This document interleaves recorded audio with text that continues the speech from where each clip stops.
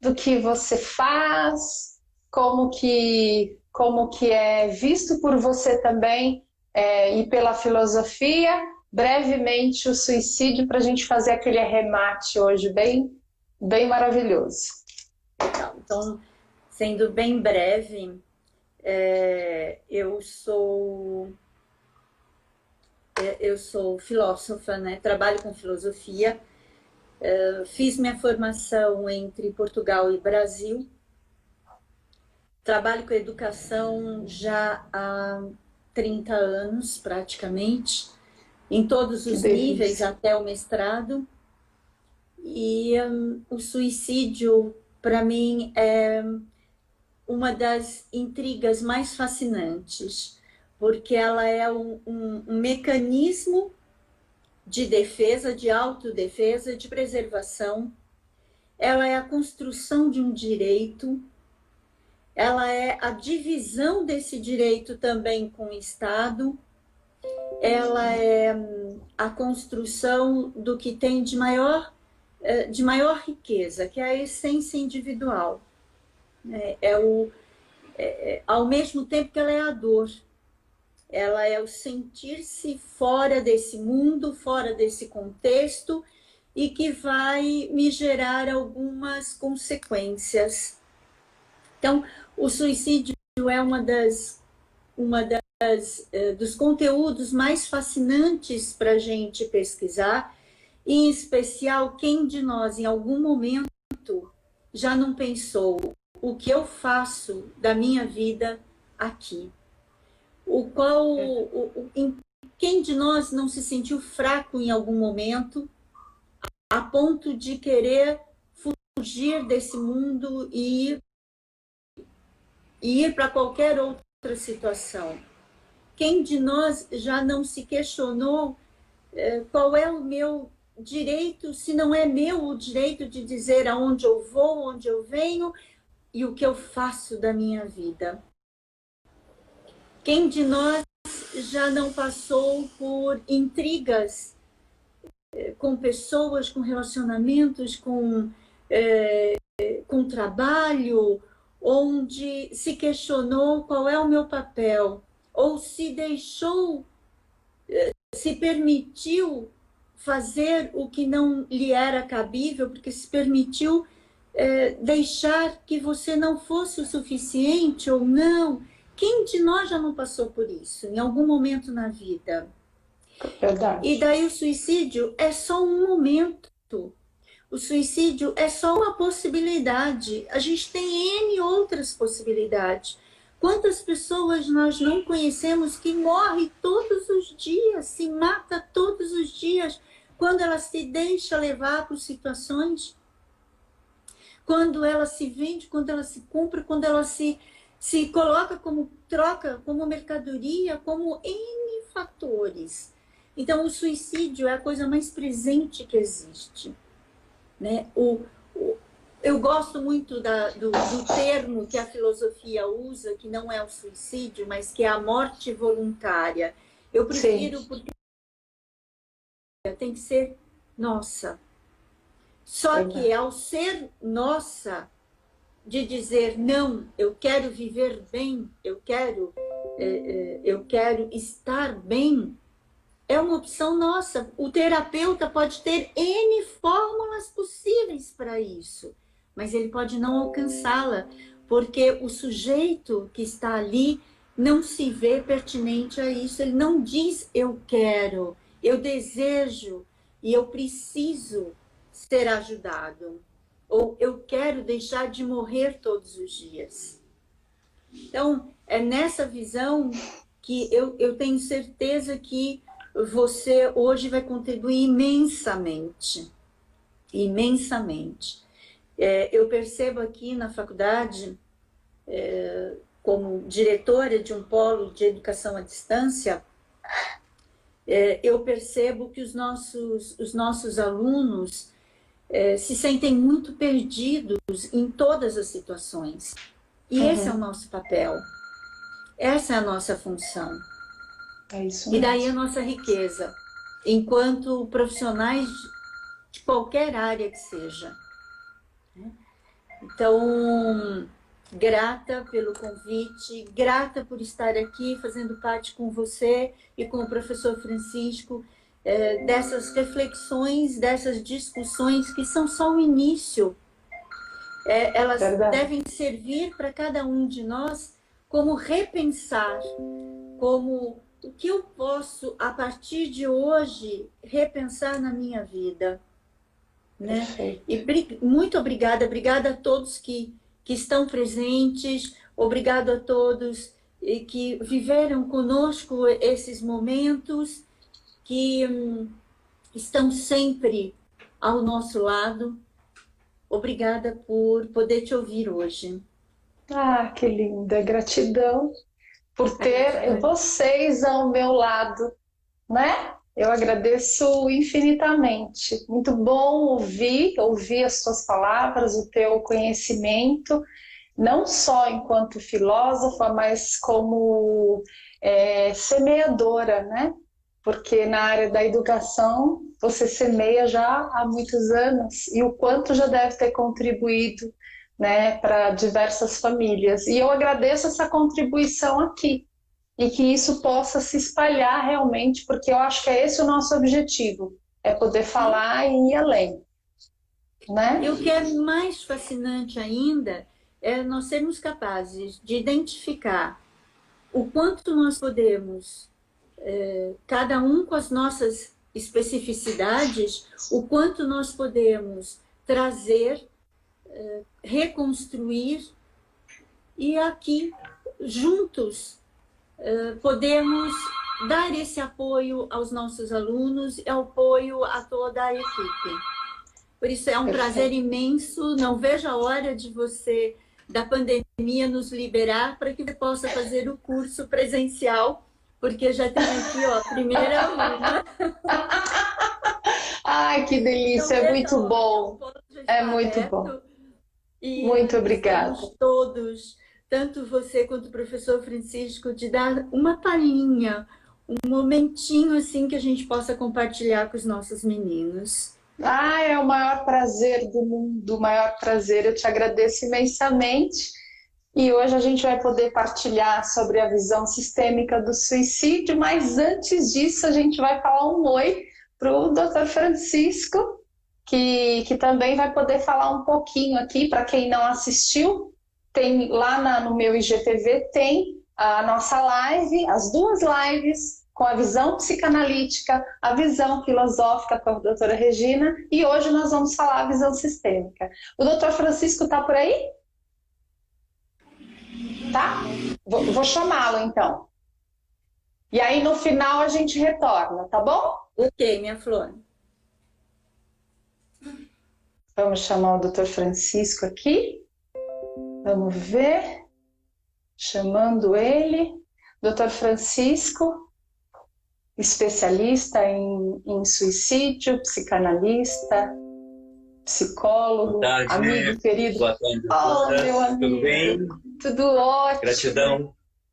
Gratidão pelo dia de hoje, pela oportunidade de estar repartindo mais uma vez esses momentos tão importantes, tão maravilhosos, as aulas que eu estou compartilhando aí com a Regina. A professora Regina é, sem dúvida alguma, uma pessoa que nos traz bastante conhecimento. Eu aprendo diariamente com ela. E a você pela oportunidade de estarmos participando. Quando a gente fala de suicídio, surge sempre a ideia de alguma coisa ruim, desesperadora, mas, acima de tudo, precisa ser esclarecedor, né? Eu acho que o levar conhecimento, o contribuir para que as pessoas que, porventura, tenham esses pensamentos, eles possam ir embora, que nós possamos seguir em frente. Eu dizia na nossa primeira conversa, a morte é a única certeza da existência humana. Não há mais nada que seja tão certo quanto eu vou morrer. E é claro que conversamos na semana passada sobre os conceitos freudianos, pulsão de vida, pulsão de morte, aquela coisa toda, e que as pessoas precisam de esclarecimentos. As pessoas precisam de cultura em cima do que significa suicídio. Ainda esta semana eu ouvia de uma mãe que havia perdido a sogra, né? E dizia para a filhinha assim, eu estava perto, ela dizia para a filhinha assim, não, a vovó virou estrelinha, ela está no céu. Isso é muito ruim. quando a gente ensina as nossas crianças com mentiras.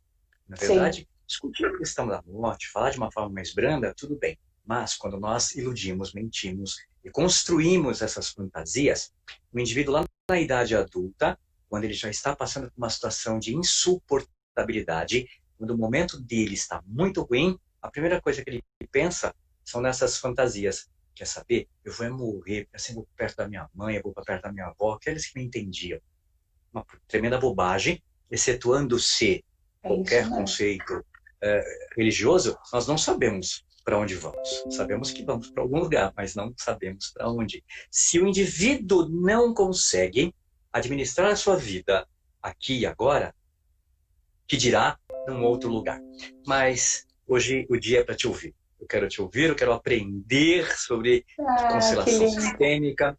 Estou aqui para aprender. É muito importante o que você vai dizer para que a gente possa também contribuir e repassar. Eu penso que nós somos agentes multiplicadores das ideias. É isso mesmo. Então, a partir do momento que você me ensinar muito hoje, é o primeiro momento de assistir às tuas aulas, e depois nós já estamos, inclusive, preparando aí, assim que acabar a pandemia, nós estamos preparando todo o ambiente para que você venha dar o curso para a gente aqui na universidade. Ah, gratidão. Muito bom te ouvir sempre, né? E é tão gostoso poder partilhar com vocês. E hoje eu vou trazer um pouquinho do conhecimento sistêmico para a gente poder finalizar essa tríade sobre o suicídio, mas não finalizaremos sobre novos temas, né? Porque temos muitos temas aí para trazer aqui, para contribuir, e temas que poucas pessoas têm essa disponibilidade para falar. E por isso eu agradeço muito vocês, muita gratidão mesmo. E antes da gente finalizar, a gente volta de novo para bater um papinho aqui. Gratidão mais uma vez. Vamos lá. Vamos lá. Então, pessoal, para vocês que chegaram agora, hoje nós vamos fazer, nós estamos falando sobre o suicídio e o cotidiano na visão sistêmica. Nós já tivemos um momento com o Dr. Francisco Chagas, falando sobre o suicídio na visão psicanalítica, que ele fez aí todo o passo a passo. Tivemos também um momento com a doutora Regina, que ela fez esse passo a passo no olhar filosófico, trazendo aí grandes contribuições que eu, particularmente, nem imaginava que existiam, que faz a gente refletir, faz a gente ter um olhar além, né? Que é bem o que a constelação traz para nós. Eu sou Neuza Teixeira Pereira, eu sou terapeuta sistêmica e tenho aí um amor muito grande pela olhar para a vida, né? Olhar para as pessoas. E antes de mais nada, para que as pessoas possam entender o que me trouxe até aqui, o que trouxe esse desejo de falar sobre esse tema e trazer esses especialistas junto comigo. Para quem não sabe, eu tenho 3 irmãos, né? Eu tenho 3 irmãos, uma irmã somente viva e o meu irmão se suicidou em 2018. Para o nosso desespero, para a nossa desestabilidade e eu acho que para o nosso renovar, né? Porque eu sempre falo que foi a partir daí que naquele minuto em que nós encontramos, minha irmã e eu encontramos ele, foi naquele minuto que a minha alma gritou, ninguém mais precisa passar por isso. E eu tenho como responsabilidade, como ser humano, como profissional da área da saúde, levar isso adiante. E como profissional da área da educação também. Então, hoje, para mim, é um momento muito desafiador, né? Porque, de certa forma, você falar daquilo que você vivenciou é muito mais intenso, né? Então, eu tenho essa vivência dentro da minha família. Meu irmão tinha 30 anos, um menino, para quem não conhece, um menino lindo. Eu falo que ele era o Neuza versão masculina, o rosto era muito parecido com o meu, um menino maravilhoso, mas que tinha suas questões internas, né? que não foram bem desenvolvidas. Mas vamos lá que vocês vão entender o porquê eu falo que não estavam bem desenvolvidas e por amor ele se suicidou. Então vamos lá. Nós vamos falar um pouquinho sobre a visão sistêmica. O que é a visão sistêmica? A visão sistêmica, ela trabalha com a subjetividade.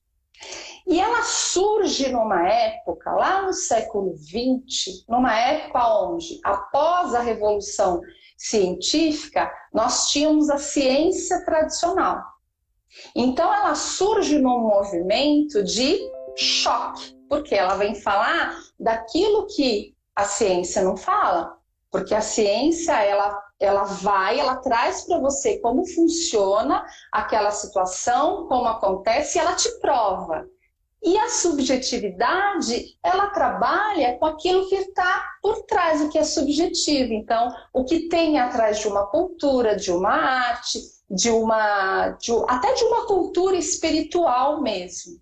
Então, diante desse duelo entre esses dois lados, foi começando a se observar que por trás disso existia uma pessoa muito atenta, que já estava percebendo que além da questão científica, além da questão sistêmica, que existia um inconsciente coletivo, que existia o consciente, mas que existia um inconsciente. E aí, lá em 1911, o Jung, maravilhoso, que é o pai da psicologia analítica, que eu tenho muito respeito e muito carinho por ele traz esse olhar do inconsciente coletivo. Existe algo além do que você visualiza, que existe algo por detrás. E além de Jung, a gente vê também, logo depois, o Moreno. Para quem não sabe, o Jacob Moreno, ele vem falar um pouquinho do psicodrama.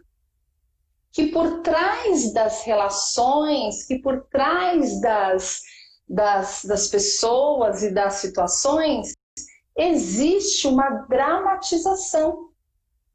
E quando você traz essa dramatização, você consegue observar algo que está muito além.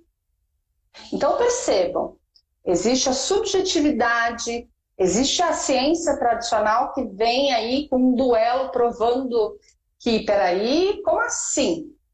Você está me dizendo que existe algo além numa família, que essa visão sistêmica, ela vai além?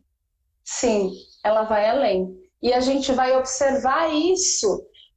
Logo para frente, vem Milton Erickson, que cria aí o movimento da hipnose ericksoniana, que traz a possibilidade de você olhar para aquilo que está no teu inconsciente.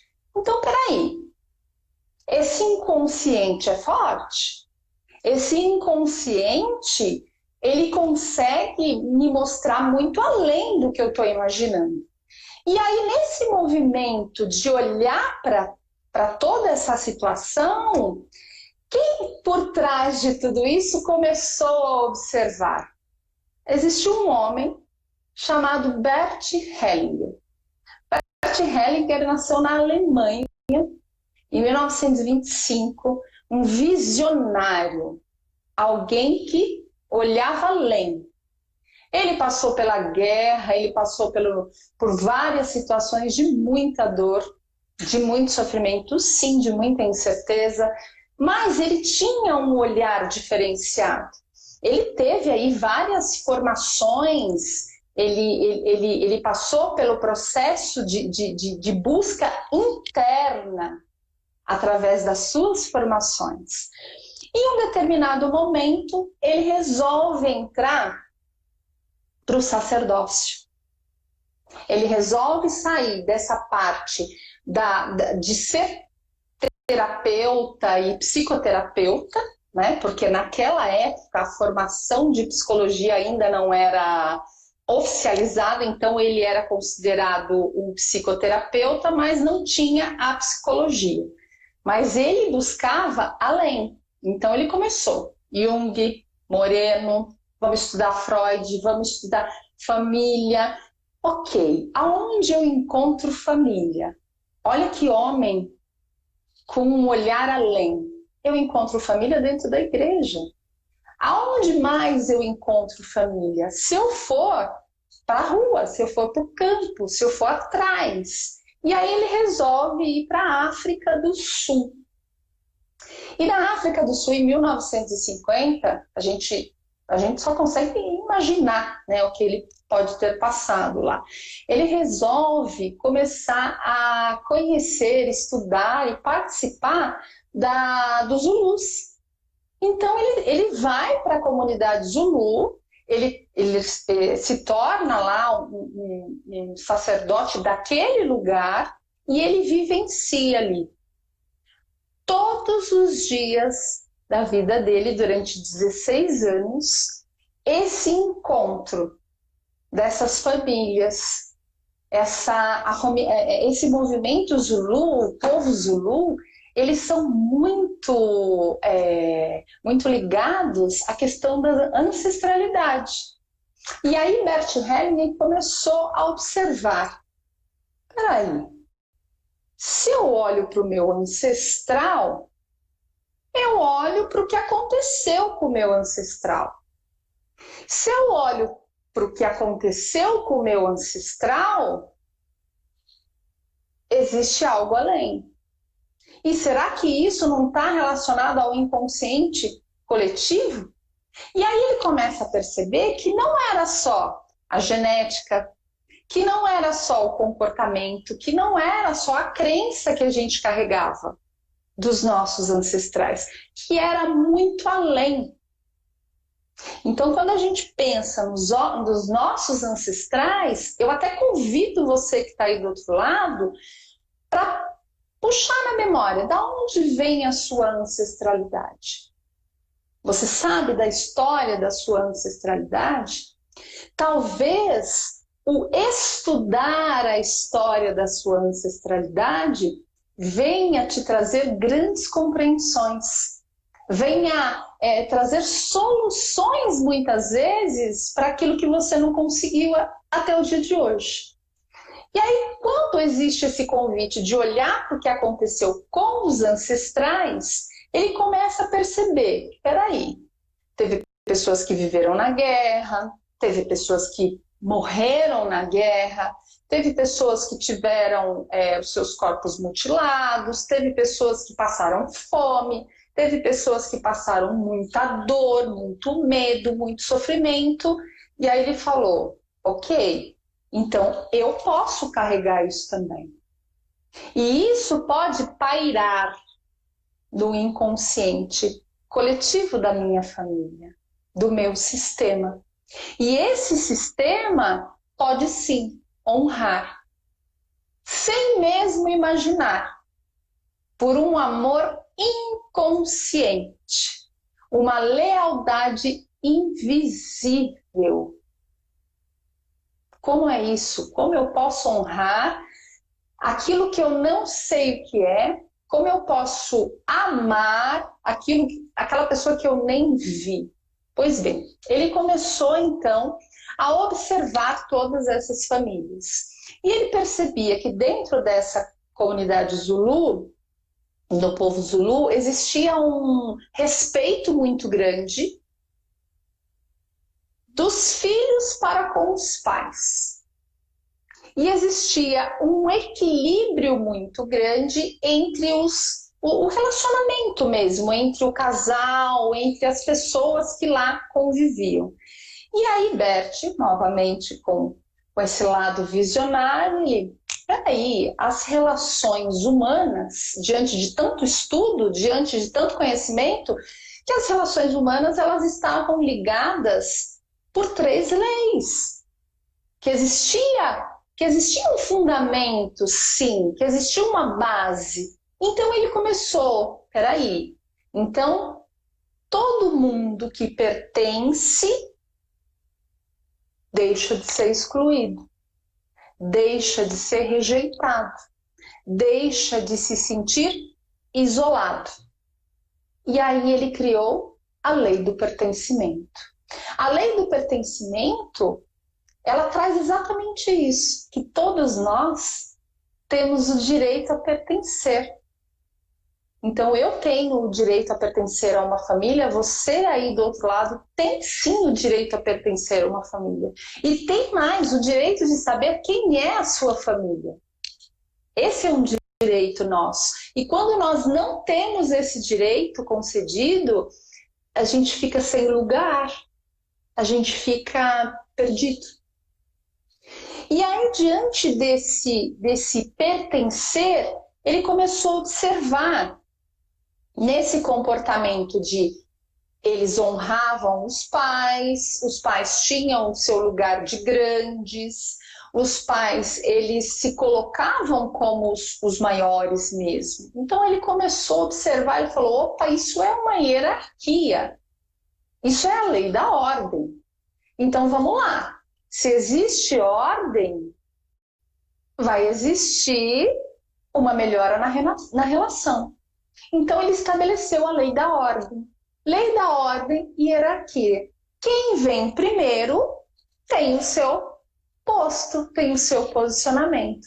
Ou seja, se os meus pais são maiores que eu, chegaram primeiro e eles me geraram, eles são os maiores. Então, dentro de uma ordem, os meus pais são os grandes. E eu, como filha, eu sou pequena. Se eu sou pequena, eu tenho sim que ouvir os meus pais. Eu tenho que estabelecer você é superior a mim e eu te respeito por isso. E esse ser superior a mim vem de encontro a quem comanda a história é o meu pai e a minha mãe. E eu sou pequena, eu posso argumentar? Claro que posso, mas eles vieram primeiro. E assim também os irmãos. Os irmãos mais velhos, os irmãos mais novos.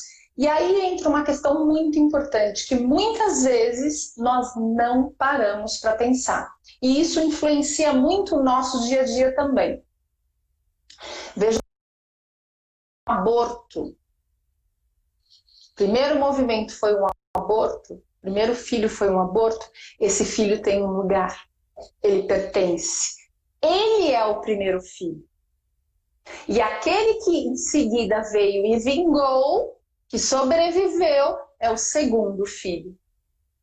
Quando eu me coloco nessa posição de olhar para quem veio antes de mim, eu tiro um peso, eu tiro uma responsabilidade e falo, nossa, eu não sou a filha mais velha. Por exemplo, no meu caso, minha mãe teve duas outras gestações. Só que eu sempre fui tratada como a filha mais velha. Mas eu não sou a filha mais velha. Então essa responsabilidade não é minha.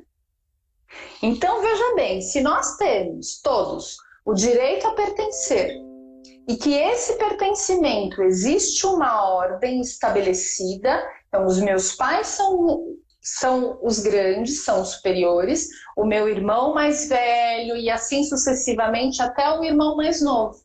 E cada um dentro do seu posicionamento, dentro do seu lugar. Quando eu estou no meu lugar, eu não carrego o que não é meu. Eu não preciso carregar. E aí entra a lei do equilíbrio. Quando é que acontece o carregar? Quando existe o movimento que não está equilibrado, aonde eu dou muito e não recebo nada, aonde eu me entrego muito e não recebo nada. Então acontece o quê? O desequilíbrio. Por quê? Ele fala da mão dupla. É o dar e receber. Isso é o equilíbrio. É onde eu troco. E aí eu não me sobrecarrego. Eu não entro em estafa. Num relacionamento, por exemplo, vou trazer um exemplo de relacionamento de casal. O casal, ele é igual. E tem que haver esse equilíbrio. Por quê? Porque senão acontecem as desarmonias. Quando o nosso sistema familiar não tem esse equilíbrio estabelecido, essa hierarquia, acontece o quê? As desarmonias. E quando existem essas desarmonias, o que a gente chama de emaranhados, que são aí traumas, segredos, fatos, acontecimentos, abortos, mortes em séries, tudo isso é um emaranhado. E quando isso existe num sistema, esse sistema familiar, esse coletivo, ele se aproxima dessa situação inconsciente. Lembra do coletivo inconsciente? Existe essa energia pairando. E existe também a lealdade, existe o amor, existe o laço, que por muitas vezes nós nem entendemos. E aí vem as repetições. Então, por muitas vezes a gente fala assim, mas a minha mãe tinha tal problema, por isso que eu tenho. O que é isso? Eu estou sendo leal à minha mãe. Eu estou carregando a mesma situação por amor. Por achar que minha mãe é pequena e não consegue carregar. E aí entra o quê? A desordem. Percebam que quando a gente fala de lealdade sistêmica, a gente fala de algo muito além. Eu carrego pelo outro, por amor. Porque eu sinto que esse outro, ele não tem condições de carregar. Então eu vou e carrego por ele. Só que esse carregar pelo outro, deixa eu tirar o fone, esse carregar pelo tornar grandes problemas. E aí, quando a gente fala de grandes problemas, a gente entra na questão do suicídio. O que é o suicídio para a visão sistêmica? Como ele vem? Como ele se coloca? O suicídio para a visão sistêmica nada mais é do que o amor cego. Nossa, Deus, mas amor cego? O que é isso? Sim, é um amor infantil. Eu honro e eu vou atrás. Eu vou atrás lá do meu primeiro amor, onde eu estou com a minha lealdade sistêmica.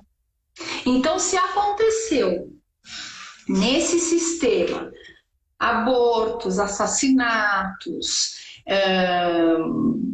suicídios também, ou muitos segredos que a gente não... deslealdade, se aconteceu roubos, furtos, se teve desastres, esse amor, ele se conecta. E quando tem algo que me dói muito, uma dor muito grande, que é a dor do seu dia a dia, você se conecta a esse amor infantil. E você, por lealdade, se leva também ao suicídio. Então, o suicídio, dentro da visão sistêmica, como definimos? Como um amor cego, um amor infantil. Por exemplo, vou dar o exemplo que eu comecei falando, que é o exemplo da minha família. O meu pai faleceu em 2012, em 2013, 6 meses depois, minha mãe faleceu. Então existiu aí uma grande lealdade. Você é o amor da minha vida, eu vou atrás de você. Ok? Logo depois, quando meu irmão cometeu o suicídio, ele também estava indo de encontro a quem? A essa mamãe, a esse papai, que era para quem ele estava querendo correr. Esse amor infantil. Eu estou em desespero, eu não sei o que fazer. E por lealdade a vocês, por lealdade ao meu sistema, eu me permito ir. E esse movimento que eu estou falando aqui, a pessoa nem sonha, a pessoa nem imagina. Por quê? Porque é algo que é invisível, essa lealdade. E quando a gente consegue colocar ordem em tudo isso, quando a gente olha para o nosso sistema e entende de fato o que aconteceu, o que existe lá atrás que levou todos eles a seguirem essa lealdade. E aí, quando a gente fala lá de trás, a minha família, ela é portuguesa, ela tem questões aí de muitas lutas, de muitas guerras. Eles participaram, tem muito familiar meu que está no Nordeste. Existiu a revolta, que eles chamam de revolta, eles estavam todos presos lá. E por amor a eles, o suicida se conecta. Então, quando nós falamos da visão sistêmica, é um amor invisível, é uma lealdade invisível. Então, por isso que não dá para julgar, não dá para condenar de maneira nenhuma. Como o Dr. Francisco disse na nossa primeira live, a pessoa está presa lá atrás, na primeira perda. Lá atrás, que doeu muito. Então é lá atrás que ele está preso. É nesse movimento que ele está preso. Perceba que a visão psicanalítica ela vem de encontro com a sistêmica. E aí, quando a doutora Regina traz a visão filosófica, olha a informação que nós temos que ela trouxe hoje. Quem nunca pensou? Quem nunca chegou a cogitar? Estou cansado, cansei. Porque muitas vezes você pode estar carregando algo que não é seu. É do seu sistema, mas não necessariamente é seu. Se existe aí uma honra ao sistema, eu sigo a mesma linha, por exemplo, uma profissão. Vamos falar de profissão. Eu sigo a mesma linha, a mesma profissão dos meus. Existe uma honra. Eu honro os meus. E se para você isso é leve, maravilhoso, perfeito. Mas existem movimentos onde isso é imposto. E aí pesa. E para tirar esse peso, para tirar essa angústia, a pessoa se coloca nesse amor cego, nesse amor infantil. Então, quando a gente pensa na constelação familiar, quando a gente pensa em Bert Hellinger, ele sempre falava porque ele faleceu em 2019, ele sempre comentava sobre isso, que esse movimento era muito além do que a gente estava imaginando. Você pode estar passando por uma situação, eu estou sentindo uma dor aqui, um peso, nossa, vou ter que fazer uma cirurgia ou fiz uma cirurgia. Está muito além de um processo de cirurgia. O que você está carregando que não é teu? O que você precisa olhar e entender que existe uma saída sim. Existe um movimento que você pode olhar sim. E colocar luz numa ancestralidade inteira, não só em você. Porque dentro da constelação familiar nós falamos dos buscadores, que muitas vezes são tidos como ruins. Por quê? Porque eles trazem algo novo. Eles já nascem com essa vontade de mostrar que pode ser diferente para a família. E às vezes a família não aceita. Mas o mais importante de tudo, que eu quero deixar aqui bem amorosamente claro para vocês, se existe um movimento de dor que te leva a pensar nisso, volta, olha lá atrás, o que você está carregando que não é seu. E agora eu vou chamar o Dr. Francisco para conversar aqui um pouquinho e depois a doutora Regina, porque a gente não consegue fazer com os dois juntos, mas a visão sistêmica ela traz isso para nós, esse olhar além. O que eu posso fazer pela minha ancestralidade? E Bert, quando ele fala da ancestralidade, ele fala que nós podemos fazer diferente, mas honrando os nossos. respeitando o nosso pai e a nossa mãe. Quando nós temos o nosso pai e a nossa mãe honrados em nós, nós estamos prontos para ir para a vida. Mãe é vida, pai é força. Se eu tenho isso, não há o que me segure. Então, faça essa análise. O que você está carregando que não é seu?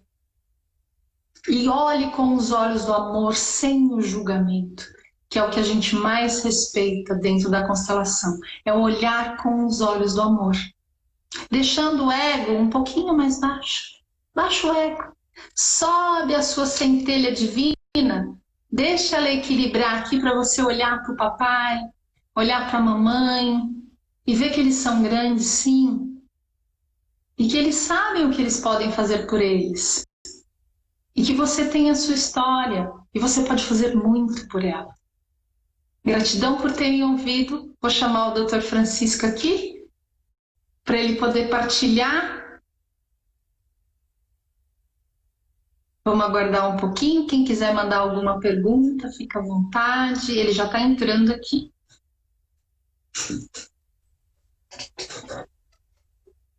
Oi, meu querido. Uau! Que maravilha! Parabéns pela aula, parabéns por navegar por este universo maravilhoso que é o ser humano. Sim.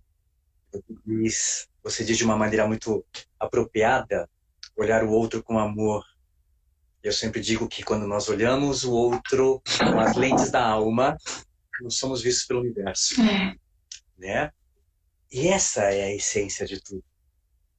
Quando você fala de Jung e o seu inconsciente coletivo, exatamente me recorda essa ideia de quando você tem uma determinada posição lá atrás, isso vai sendo repassado, né?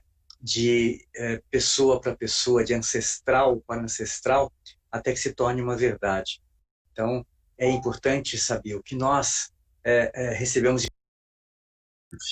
Você coloca isso de uma forma muito equilibrada, muito certa, e a constelação sistêmica, né, ela nos ensina bem isso. Então, eu estou ávido em fazer o teu curso assim que você puder, vir ministrar esse trabalho para a gente.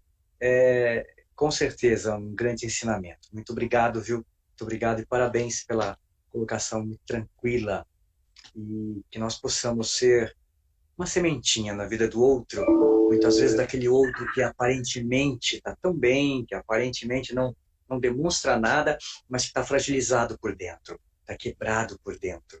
Às vezes o que o outro precisa é ser ouvido. Eu digo sempre que nós, enquanto terapeutas, psicanalistas, nós temos que ser uma boca pequena e um ouvido desse tamanho, que é para poder ouvir mais, né?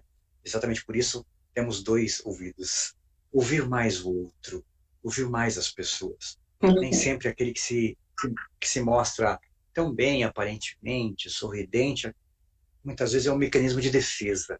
Ele está fragilizado, quebrado, ele está sofrendo, ele está pedindo socorro e ninguém ouve. Dizia hoje que, neste momento de pandemia, em que pede algumas pessoas contrárias, eu entendo que nós vamos sair delas pessoas melhores. Né?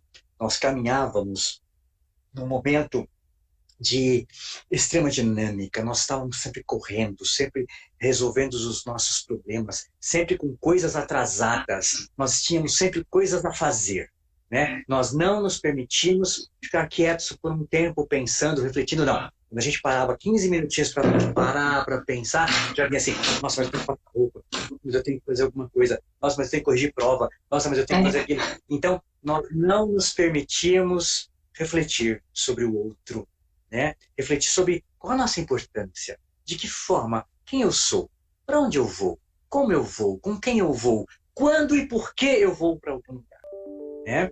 Eu digo sempre, eu que venho do mundo da aviação, navegador nenhum chega a lugar nenhum se não tiver um plano de voo, se não souber para onde ele vai. Não é?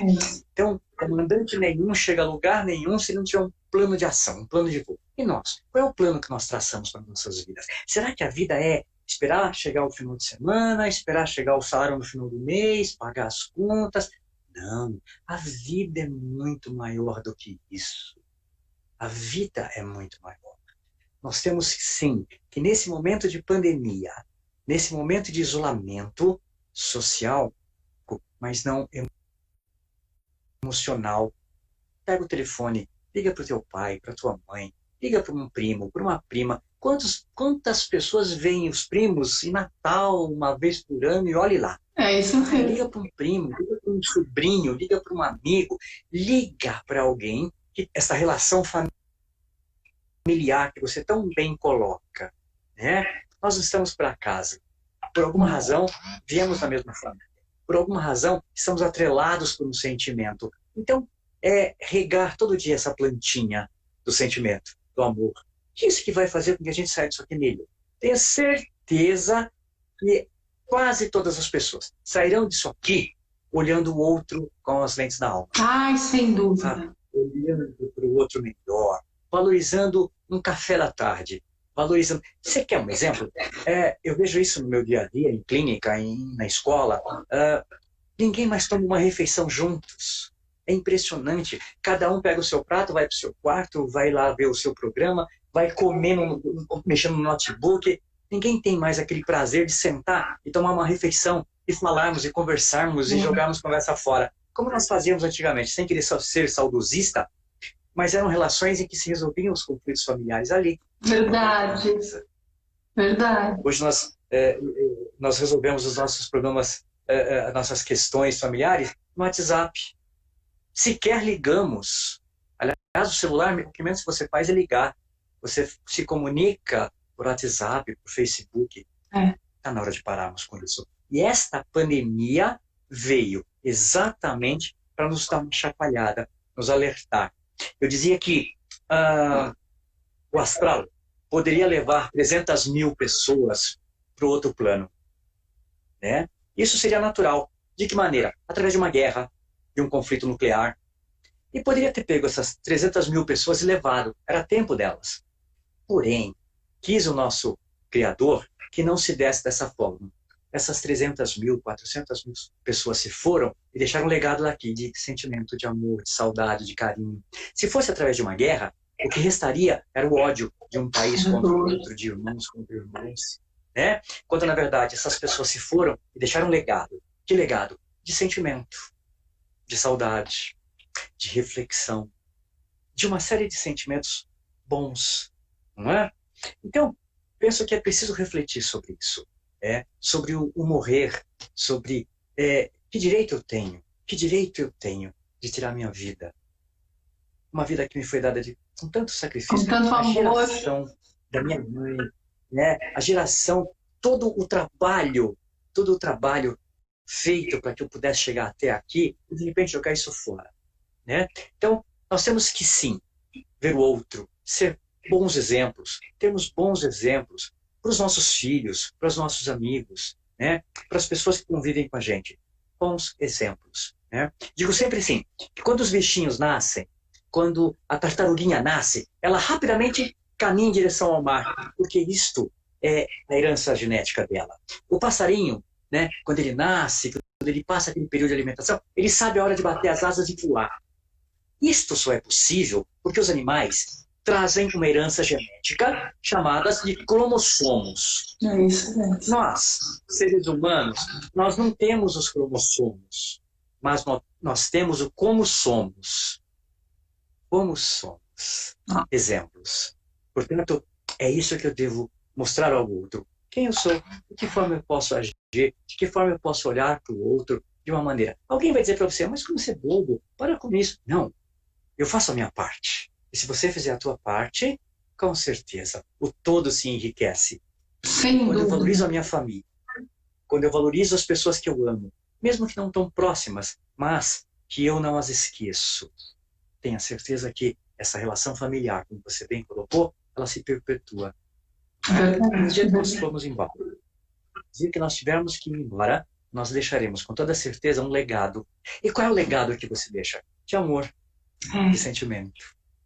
Deve ser muito gratificante você ser lembrado, sabe, como um sorriso. De alguém lembrar de você com um sorriso.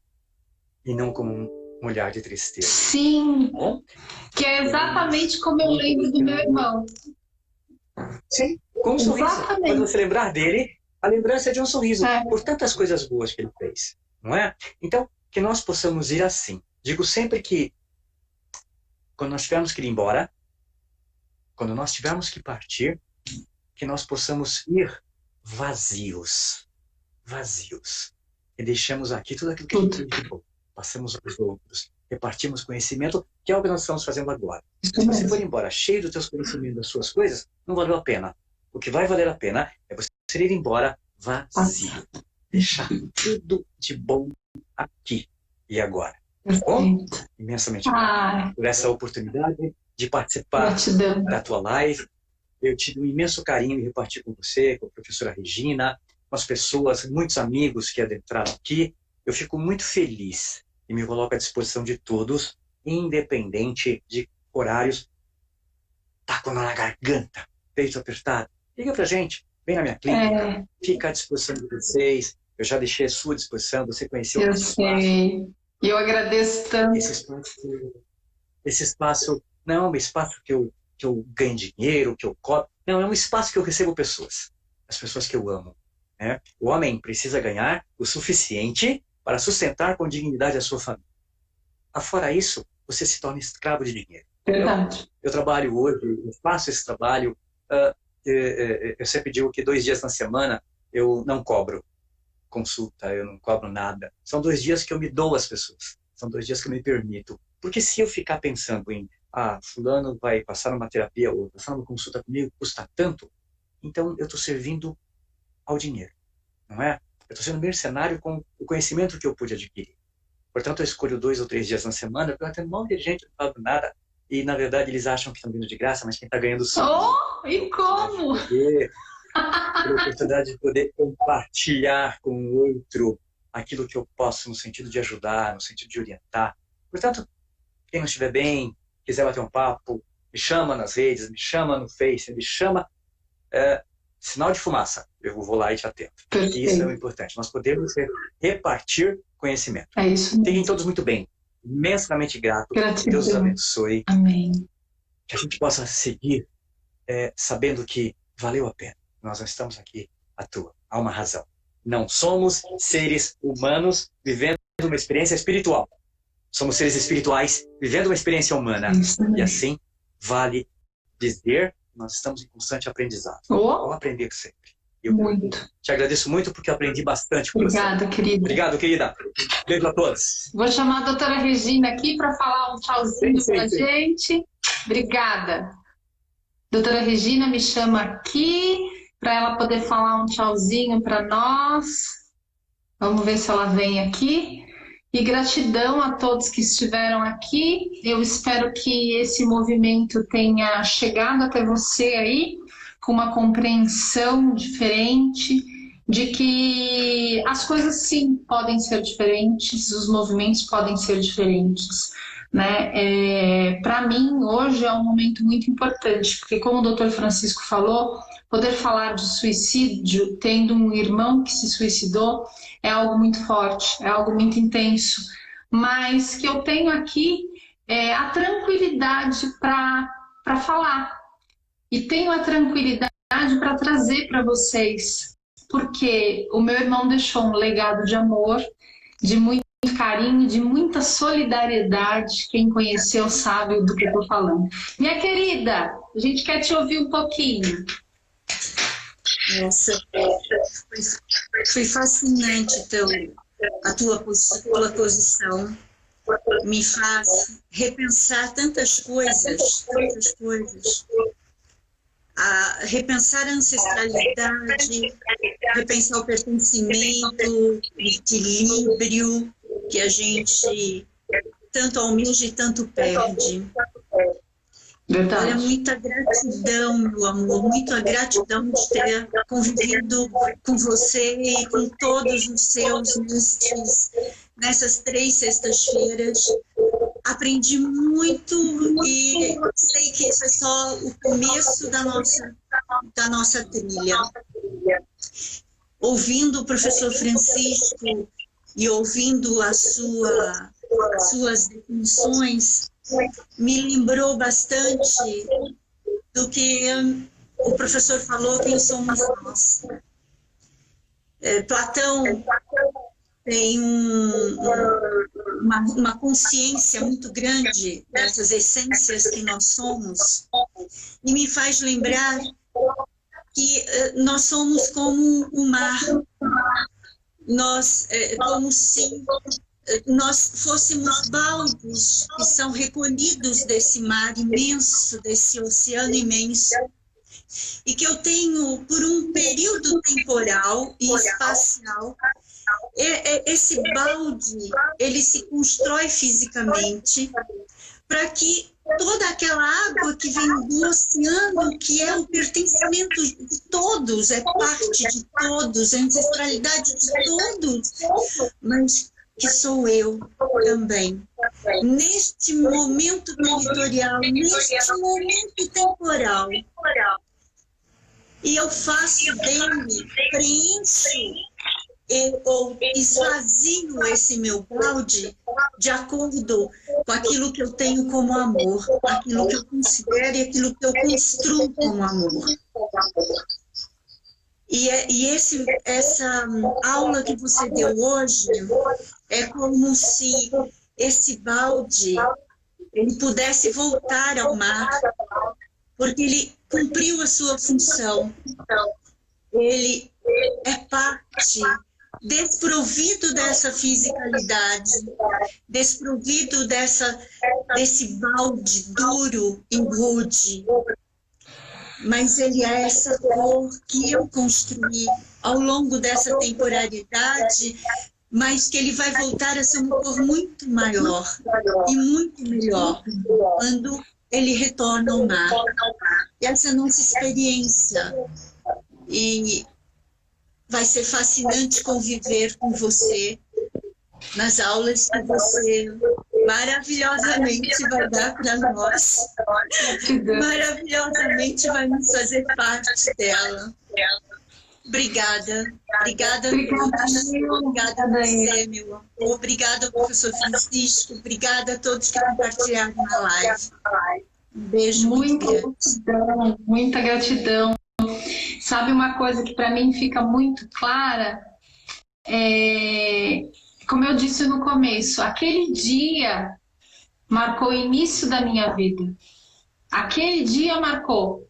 E a minha missão de alma é levar isso para as pessoas, que pode sim ser diferente, que existe um movimento aí no teu sistema familiar que só quer ser visto, alguém que quer ter um lugarzinho, e a gente pode proporcionar isso.